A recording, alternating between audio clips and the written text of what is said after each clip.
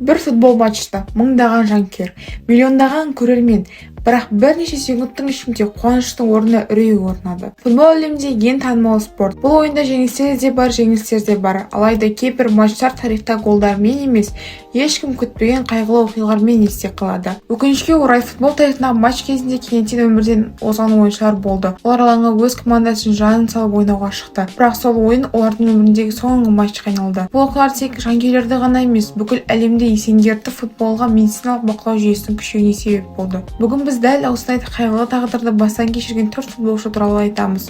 Олардың өмір жолын, футболдағы жетістіктерін және соңғы сәттерін бірге еске аламыз. Егер футбол тарихы, аңыз ойыншылар және әлемді таңғалдырған оқиғалар туралы видеоларды ұнатсаңыз, арнамызға тіркеліп, видеоны лайк басуды ұмытпаңыз. Ал енді бастайық.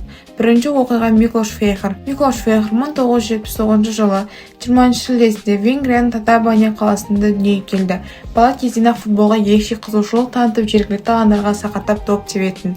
Олар еңбекқорлығы мен табиғи таланты көп ұзамай бапкерлердің назарын аударды. Алғашқы кәсіби қадамдарын Венгрияның Диор клубында бастаған Фейхер шабуылшы ретінде өте жоғары деңгейдегі әлеуетін көрсетті. Ол жылдамдығымен, қарсыз қақпасының маңында тұрған позиция таңдау білімімен және суыққанда аяқтаумен ерекшеленді. Көп ұзамай оның ойынына Португалияның алпауыт клубтарына қызығушылық танытты. 1990 ол Порту клубына ауысып, үлкен футболдағы жаңа кезеңін бастады. Ең тәжірибе жинақтау үшін бірнеше клубта ойнап, ақырында Португалияның ең танымал командаларының бірі Бенфика сапына қосылды. Жанкүйерлер оны тек жас футболшы ғана емес, өте қарапайым, мейірімді, әлі күлімсіреп жүретін адам ретінде жақсы көретін. Командастастары оның ешқашан дау шығармайтын, әр жаттығу жауапкершілігін қарайтын мінезін жиі айтып отыратын. Фейхер Венгрия ұлттық құрамасында негізгі шабуылшылардың бірі болды. Ол құрама сапында маңызды голдар соғып, елінің ең талантты ойыншыларының бірі ретінде танылды. Бірақ 2004 жылдың 25 қаңтары оның ойыны ғана емес, бүкіл футбол әлемінің жадында мәңгілікке сақталатын күнге айналды. Сол күні Португалия чемпионатында Бенфика мен Виктория Гимарайнш кездесу өтті. Матч соңына қарай қыза түсті. Бапкер Фейхерді ойынға тың күш ретінде қосты. Алаңға шыққаннан кейін ол бірден ойынға араласып, командаласы үшін нәтижелі пас берді. Бенфика алға шықты. Стадион қуанышқа бөленді. Алайда арада бірнеше секунд өткенде күтпеген жағдай болды. Фейхер қарсыласының шабуылын тоқтатқандай, кейін төреші оған сары қағаз көрсетті. Ол бұл шешімге жай ғана күлімсіреп жауап берді. Сол сәтте ешкім бірнеше секундтан кейін болатын қайғылы жағдай елестете алған жоқ. Кенеттен ол алға қарай ентігіп тізесін ұшырды. Артынша ешқандай соқтығысыз жерге құлап түсті. Алғашқы сәтте көпшілік оның аяқ бұлшық етіп тартылып қалды деп ойлады. Бірақ Фейхер орнынан тұрмады. Ойын бірден тоқтатылды. Дәрігерлер алаңға жүгіріп шығып оған алғашқы медициналық көмек көрсетті. Кейін ол жедел жерде ауруханаға жеткізілді. Өкінішке қарай дәрігерлер оның өмірін сақтап қала алмады. Кейін жүргізілген тексеру оның өліміне жүректің бұлшықетінің қалыңдап кетуі себеп болғанын көрсетті. Бұл дерт кезде ешқандай белгі бермей дамып, ауыр физикалық жүктеме кезінде кенеттен жүректің тоқтауына әкелуі мүмкін. Фейхер небәрі 24 жаста еді. Оның қазасы тек Бенфика жанкүйерлеріне ғана емес, бүкіл футбол әлеміне қайғыға батырды. Клуб оның 29 нөмірлі жейдесін айналымнан шығарып мәңгілікке сақтап қалды. Ал жанкүйерлер әлі күнге дейін оның күлімсіреген соңғы сәтін футбол тарихындағы ең ауыр көріністердің бірі ретінде еске алады. Егер Миклош Фейхердің қазасы Европа футболын есеңгіретсе, енді айтатын оқиға бүкіл әлемді дүр сілкіндірді. 2003 жылдың жазы Францияда өтіп жатқан 2003 FIFA турнирі қызғаншақ. Жартылай финалда Камерун құрамасы мен Колумбия құрамасы кездесіп жатты. Бұл матчты әлемнің миллионған жанкүйері тікелей эфирден тамашалады. Бірақ ешкім сол күннің футбол тарихындағы ең қайғылы күндердің біріне айналатынын білген жоқ. Марк Вивен Фойе 1975 жылы Камерун астанасы Яндузеде дүниеге келген.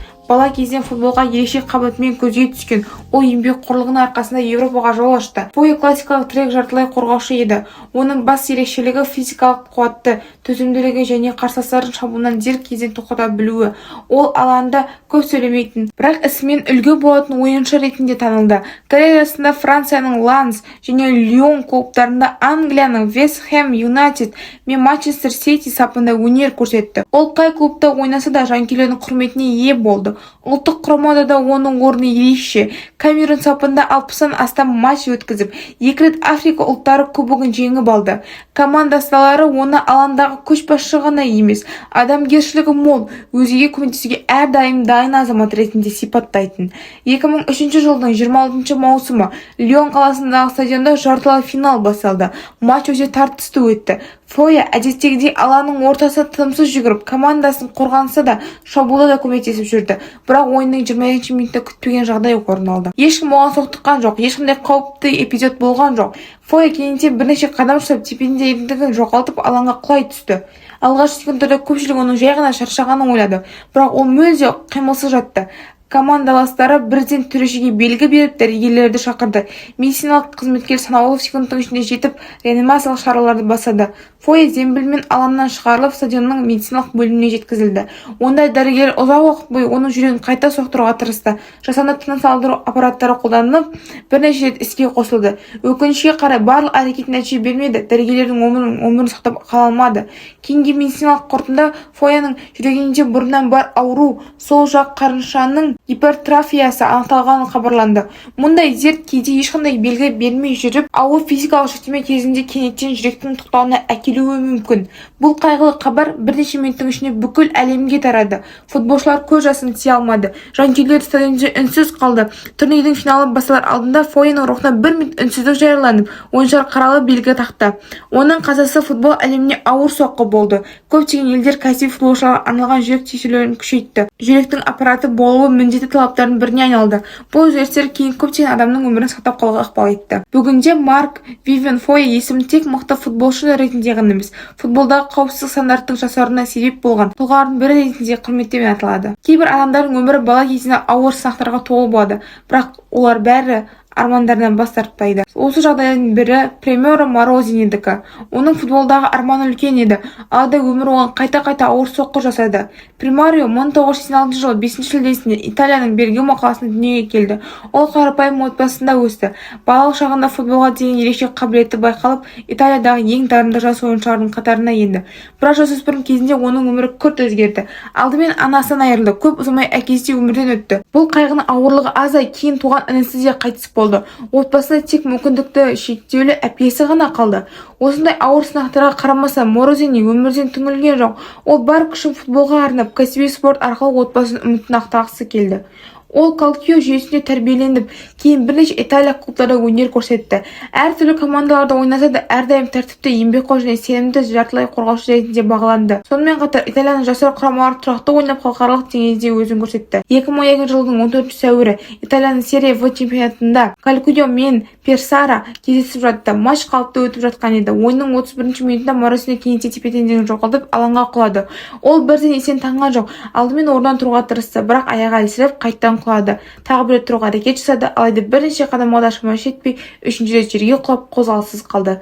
Сол сәтте барлық ойыншылар бірден жағдайдың өте ауыр екенін түсінді. Төреші ойынды дереу тоқтатты. Командаластары дәрігерді шақырып, Морозинидің жанында жүгірді. Медицина қызметкерлері алаңға жетіп, жүрек массажын жасап, алғашқы көмек көрсете бастады. Өкінішке орай жағдайы қиындатқан тағы бір мәселе болды. Стадионға кіретін жолда тұрған көлік жедел жәрдемнің дер кезінде жетуіне кедергі келтірді. Бағалы секундтар жоғалды. Ақыры Морозини ауруханаға жеткізілді. Дәрігер ұзақ уақыт бойы оның өмірі үшін күресті, бірақ барлық күш-жігерге қарамастан оны аман алып қалу мүмкін болмады. Премьеро Морозини небәрі 25 жасында жүрегі тоқтап өмірден өтті. Бұл хабар бүкіл Италияны есеңгертіп жіберді. Италия футбол федерациясы сол күні барлық матчтарды тоқтатты. Клубтар мен жанкүйерлер оның рухына тағзым етті. Ең әсерлі оқиғалардың бірі кейін болды. Наталья Морозини жалғыз қалған мүмкіндігі шектеулі әпкесіне өмір бойы қолдау көрсететінін мәлімдеді. Бұл шешім бүкіл футбол әлеміне құрметіне ие болды. Морозинидің қағазасы тағы бір маңызды мәселені көтерді.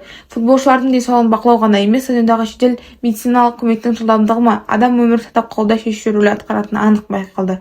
Осы қайғылы жағдайдан кейін Италия және де басқа елдерде жедел жәрдемнің стадионға кіру тәртібі қайта қаралып, төтенше жағдайларға арналған хаттамалар күшейді.